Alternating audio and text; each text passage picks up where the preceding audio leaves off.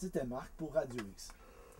Depuis le dernier Bye Bye 2008, plusieurs personnes se demandent mais où on peut aller avec la liberté d'expression.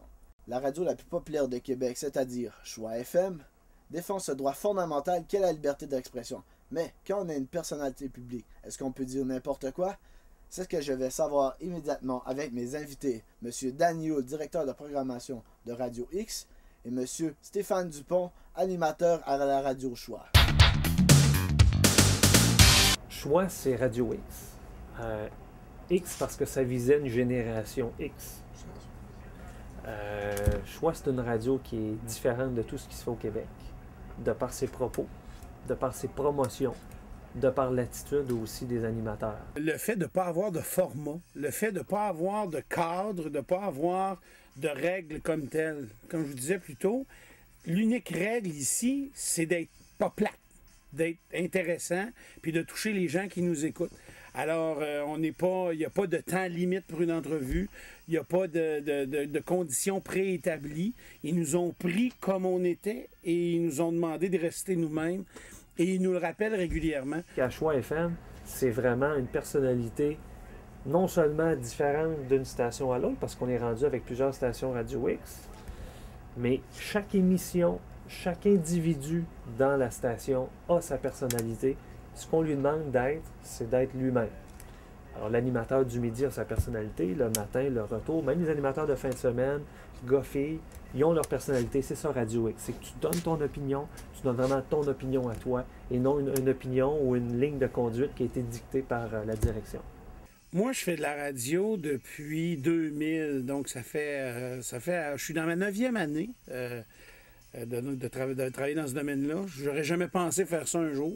Je suis arrivé là-dedans par hasard, et le hasard et le sport m'ont amené aujourd'hui à animer une émission du midi, comme je le fais depuis, c'est ça, pratiquement 8 ans maintenant.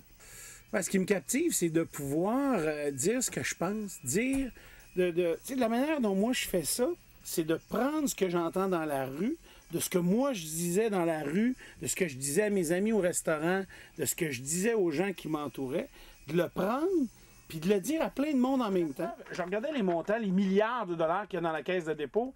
Je vous dirais que à travers les années de 99, 2000, 2003, ça passe là, de 75, 76, 77, 80, 88 milliards de dollars. Donc, ça augmente de façon très régulière. Et puis de les faire réfléchir sur les mêmes sujets, sur les mêmes questionnements, sur les mêmes habitudes que l'on a, puis aussi les faire rire, parce que nous, on s'amuse dans l'ironie que la radio X peut être.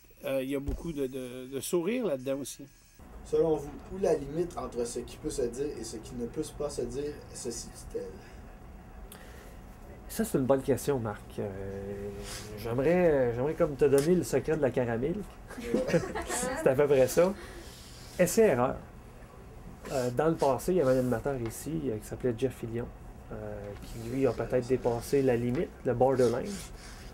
Il s'est fait taper sur les doigts, même la station complète par le CRTC. La liberté d'expression, elle est peut-être restée ce qu'elle était.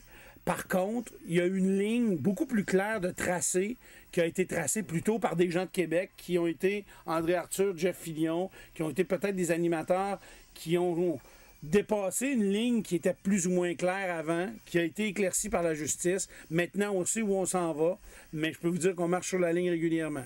C'est difficile parce que les tribunaux sont difficiles à gager. C'est les tribunaux qui ont tracé cette ligne-là davantage que le CRTC. T'sais, le CRTC est un organisme gouvernemental qui, oui, nous gère, mais qui est une vraie farce. C'est complètement inutile. Je pense que ces gens-là sont aussi malléables que tous les autres fonctionnaires au Québec.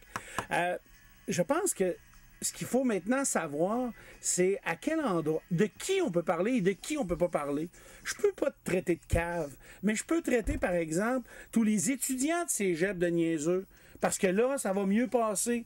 C'est de s'attaquer à un individu en particulier, l'identifier en particulier. Je pense que ça, c'est une limite qu'il ne faut pas franchir. C'est ça, diriger Radio X, c'est d'avoir des idées flyées, des opinions qui sont différentes de ce qui se fait ailleurs. Imaginez, la semaine prochaine, là, on amène tout le personnel. On va aller courir, on va faire du go-kart ensemble pendant 2 heures de temps. Puis après ça, on va prendre une bière ensemble. Puis regardez, moi, Je suis certain que si vous faites le tour des stations de radio, rare que vous allez trouver dans un bureau une caisse de bière d'un patron. Et ici, on va prendre une bière, c'est ça Radio X. On va prendre une bière le mardi à 10h. On peut en prendre le vendredi aussi. C'est un feu roulant d'action. C'est du monde très dynamique. Des gens qui ont toujours le cerveau en fonction, à on. Alors, c'est ça Radio X. Et Marc, est-ce que tu as vu le chien? Il est tellement beau. Oui, je l'ai vu. Il est pas vraiment beau, il est même plutôt laid. Mais voyons donc, il me fait craquer. Oui, mais depuis que j'ai rencontré Stéphane Dupont de Choix, j'ai appris qu'on peut se permettre de critiquer. Même si cela ne fait pas plaisir à tout le monde. Ça s'appelle la liberté d'expression. Peut-être, Marc, là, mais là, on est filmé. On peut pas dire n'importe quoi. Je dis pas n'importe quoi, je dis mon opinion. Puis mon opinion, c'est ce qui me rend unique. OK. Mais c'est quand même de rester objectif, parce que si on veut pas que personne dépose de plainte... OK, mais dorénavant, je vais plus penser ce que je devrais dire. Je vais dire ce que je pense. Ouais, ça, là, c'est la recette parfaite pour pas s'attirer d'ennui. On continue notre émission avec Jessica, qui semble très à l'aise assise dans les bancs du cinéma Le Clap. Elle nous présente aujourd'hui des gens qui encouragent des cinéastes de la relève à réaliser leurs rêves.